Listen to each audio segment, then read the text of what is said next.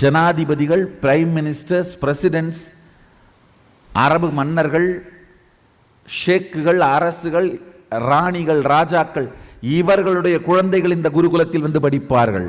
இதெல்லாம் ரொம்ப அடுத்த ஆண்டு நடக்க போகின்ற விஷயம்.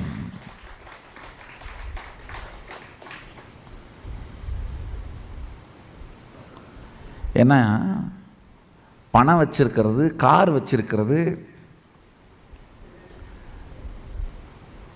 ஃப்ளைட்டு வச்சிருக்கிறது, இதெல்லாம் ஓல்டு ஃபேஷனு. பவர் வச்சிருக்கிறதா யா நியூ ஃபேஷனு?